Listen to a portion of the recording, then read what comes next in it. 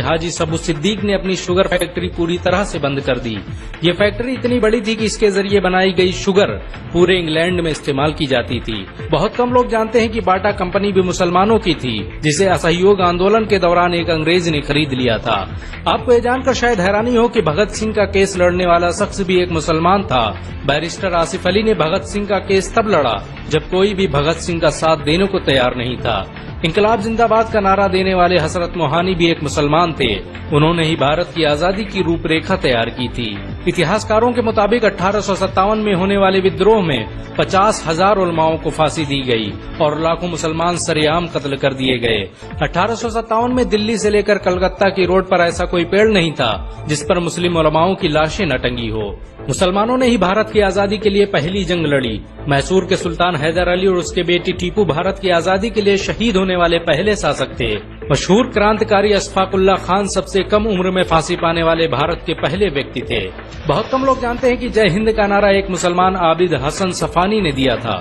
ये नारा आज भी भारतीय सेना और शासकीय प्रणाली में सम्मान स्वरूप इस्तेमाल किया जाता है। तिरंगे का निर्माण करने वाली सुरैया तैयब जी भी एक मुसलमान थी। उन्होंने ही भारत के राष्ट्रीय ध्वज को वर्तमान रूप दिया था। कानपुर में पैदा होने वाले अजीमुल्लाह खान ने ही मादरे वतन भारत की जय का नारा दिया था, जिसमें बाद में कुछ सांप्रदायिक लोगों ने माता शब्द को जोड़ दिया। आपको ये जानकर शायद हैरानी हो कि भारत का पहला राष्ट्रीय गीत अजीमुल्लाह खान ने ही लिखा था। बहुत कम लोग जानते हैं कि मौलाना कासिम नानोतवी ने दारुल उलूम देवबंद की स्थापना अंग्रेजों को भारत से निकालने के लिए की थी। इस मदरसे का मकसद देश में ऐसे नौजवानों को पैदा करना था जो भारत की आजादी में योगदान दे सकें। रेशमी रुमाल आंदोलन की शुरुआत करने वाले मौलाना महमूदुल हसन और मौलाना उबैदुल्ला सिंधी दारुल उलूम देवबंद के ही छात्र थे। मौलाना उबैदुल्ला सिंधी ने सुभाष चंद्र बोस के साथ मिलकर भारत की पहली अस्थायी सरकार की स्थापना की थी और वह भारत के पहले गृह मंत्री भी थे। आपको ये जानकर शायद हैरानी हो कि मौलाना महमूदुल हसन ने ही 1920 में गांधी को महात्मा का लक़ब दिया था। उनका ये नाम इतना मशहूर हुआ कि पूरी दुनिया में गांधी महात्मा गांधी के नाम से जाने जाने लगे। महमूदुल हसन ने ही हकीम अजमल खान के साथ मिलकर 1920 में जामिया मिलिया इस्लामिया यूनिवर्सिटी की स्थापना की थी, ताकि भारतीय शिक्षा तंत्र को अंग्रेजों के चंगुल से आजाद करवाया जा सके। आपको ये जानकर शायद हैरानी हो कि काला पानी जैसी दर्दनाक सजाओं को पाने वाले 90% से अधिक लोग मुसलमान थे। अंडमान निकोबार में आज भी सबसे ज्यादा कब्रें मुसलमानों की हैं।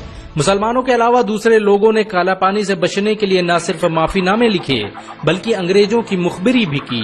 मुसलमानों ने ही अंग्रेजों के खिलाफ सबसे पहले हथियार उठाए। 1772 में शाह अब्दुल अजीज ने अंग्रेजों के खिलाफ फतवा देते हुए ऐलान किया कि अंग्रेजों की गुलामी हराम है और हर मुसलमान पर फर्ज है कि वो अपने मुल्क और देश की आजादी के लिए खुद को कुर्बान कर दे। 1857 में होने वाले विद्रोह की प्लानिंग एक मुसलमान मौलवी अहमदुल्ला शाह ने की थी। वो भारत के अकेले इंसान थे जिन पर अंग्रेजों ने 50,000 रुपए का इनाम रखा था। ये रकम इतनी बड़ी थी कि राजा जगन्नाथ ने पैसों की लालच में आकर अहमदुल्ला शाह की मुखबरी कर दी और अंग्रेजों ने उन्हें शहीद कर दिया। बहुत कम लोग जानते हैं कि 1857 में शहीद होने वाले 90% लोग मुसलमान थे। जालियांवाला बाग में जनरल डायर की गोलियों का निशाना बनने वाले अधिकतर लोग भी मुसलमान थे। भारत की आजादी का नेतृत्व करने वाले संगठन इंडियन नेशनल कांग्रेस के 9 से अधिक प्रेसिडेंट मुसलमान रहे।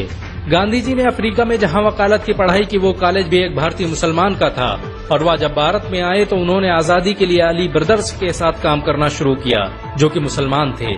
बहुत कम लोग जानते हैं कि 1921 में केरल के मुसलमानों द्वारा अंग्रेजों के खिलाफ लड़ी गई जंग में 3000 से अधिक मुसलमान शहीद हुए थे और 50,000 मुसलमानों के जेल में कैद कर दिया गया था। ये आंदोलन मोपला मुस्लिम आंदोलन के नाम से जाना जाता है। 1942 में शुरू हुए भारत छोड़ो आंदोलन की रूपरेखा मौलाना अबुल कलाम आजाद ने तैयार की थी। संविधान निर्माता डॉक्टर भीमराव अम्बेडकर को पहचान दिलाने में मुसलमानों का बड़ा योगदान रहा है। 1946 में जब भीमराव अम्बेडकर दलित होने की वजह से इलेक्शन हार गए तो बंगाल मुस्लिम लीग ने उन्हें मुस्लिम इलाके से इलेक्शन लड़ने की दावत दी। इस तरह भीमराव अम्बेडकर संविधान सभा का हिस्सा बन सके। अगर मुसलमान भीमराव अम्बेडकर को इलेक्शन न जिताते तो उन्हें कभी भारत के संविधान को लिखने का मौका न मिलता। भारत की आजादी के लिए सबसे ज्यादा लेख, शायरी, गीत और किताबें मुसलमानों ने ही लिखी। अल्लामा इकबाल के जरिए लिखा गया सारे जहां से अच्छा आज पूरे भारत में गाया जाता है। आपको ये जानकर शायद हैरानी होगी कि देश के लिए शहीद होने वाला पहला पत्रकार मौलाना मीर बाकर एक मुसलमान था। भारत की आजादी के लिए मुस्लिम राजाओं और महाराजाओं ने अपने खजाने खोल दिए। कोलकाता के हाजी उस्मान सईद ने अपना सब कुछ भारत की आजादी के लिए कुर्बान कर दिया। हाजी उस्मान की अमीरी का अंदाजा इसी बात से लगाया जा सकता है कि 1920 तक कोलकाता में बनने वाला हर स्कूल और हर बड़ी बिल्डिंग उन्हीं की थी।